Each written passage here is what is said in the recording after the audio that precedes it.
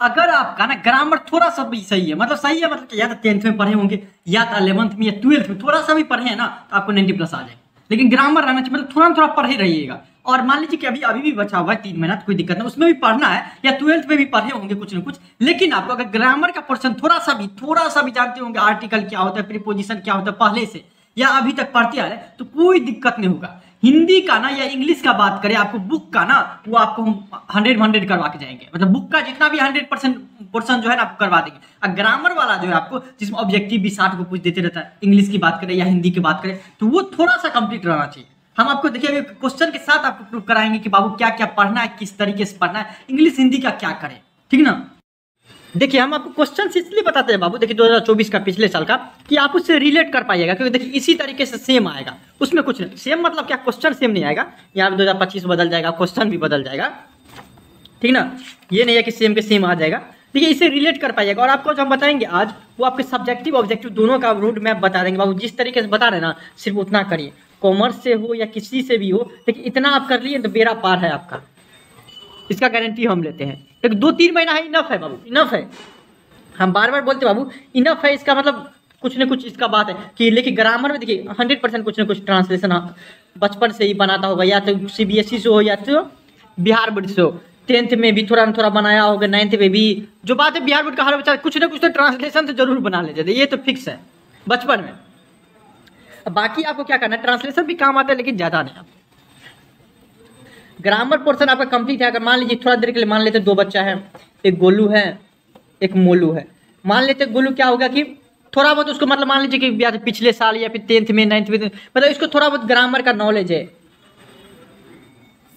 ये मोलू हो गया कि नहीं, वो 12th में पूरा का पूरा पढ़ा है, 12th का सिलेबस हम आपको इसी चैनल पर वीडियो अपलोड कर दिया। अगर नहीं मिल रहा होगा तो बोलिएगा, शायद इसी चैनल पे है, तो हम आपको अपलोड कर देंगे कि सिर्फ और सिर्फ 5 को चैप्टर ग्रामर में पढ़ना है, उससे ज़्यादा नहीं पढ़ना है। इंग्लिश की बात करें तो,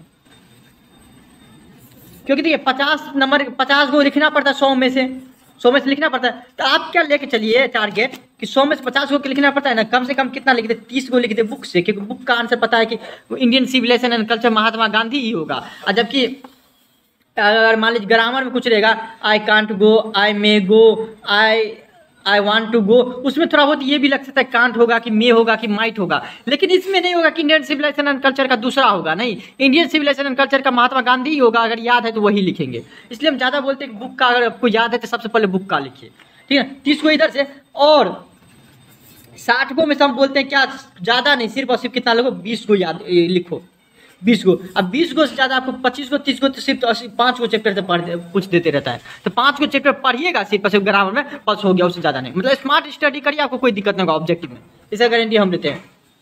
30 को हम उम्मीद करते हैं बुक वाला नहीं छोड़िएगा, बुक तो रहना ही चाहिए। अब 20 को मानते हैं किससे आप लिखिएगा, ग्रामर में भी कौन सा 5 को चैप्टर जो मेन रहता है वही से आपको लिखना पड़ेगा, उसी से आते रहता है, उससे ज़्यादा आपको पढ़ने का जरूरत नहीं है, ठीक। इंग्लिश की बात करें, हिंदी की, दोनों में सेम है।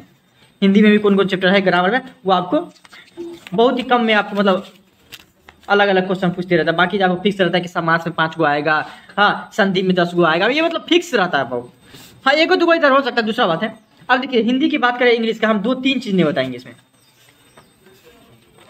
क्या क्या, पहला बात तो जो एस्से लिखने के लिए बोलता है निबंध, क्योंकि अगर निबंध लिखने हिंदी इंग्लिश में नहीं आता है, हम नहीं बोलेंगे कुछ आता है आपको। निबंध लिखना, और मतलब एस्से लिखना, निबंध लिखना और लेटर लिखना, मतलब प्रिंसिपल के पास लेटर लिखना, ये सब नहीं आता है तो हम आपको नहीं बताएंगे। मतलब ये सब बहुत ही बेसिक चीज़ है बाबू।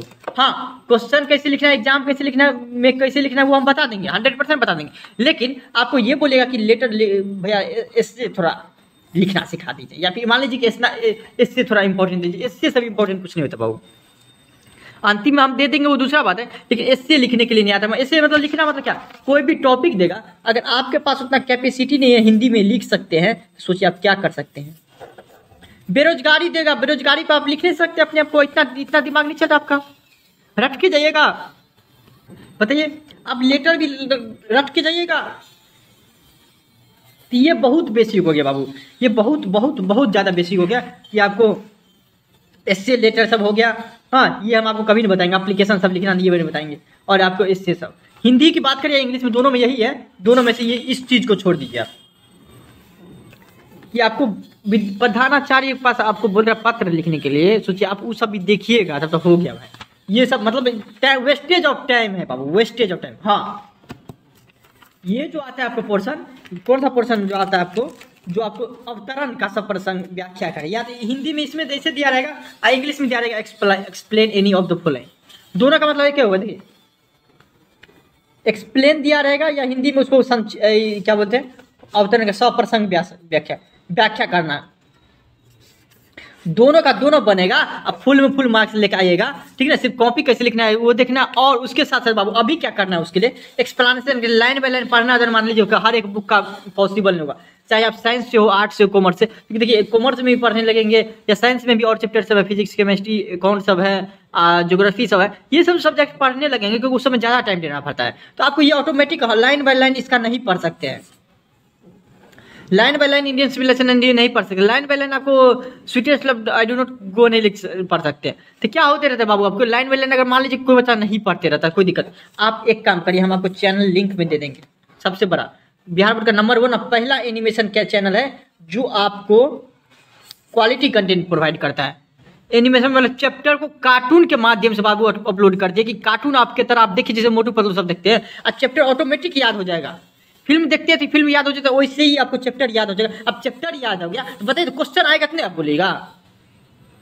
अब मान लीजिए बाहुबली मूवी था, तब सब आदमी देख लिया, एकदम पूरा मजा आ गया था, तो पूछता था ना कटप्पा ने बाहुबली को क्यों मारा, तो सेकंड पार्ट में मिल गया ना आंसर, क्योंकि वो देख लिया मूवी, तब पूरा याद हो जाता है। इस सीरीज से आप आराम से बोल सकते हैं।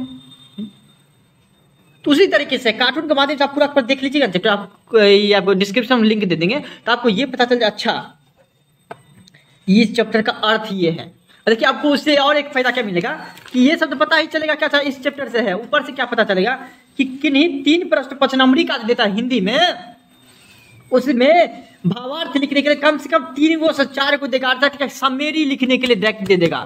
कुछ भी है, भूषण के प्रथम कविता का भावार्थ क्या है, तो इसका मतलब क्या है कि उसका समरी लिख दीजिए।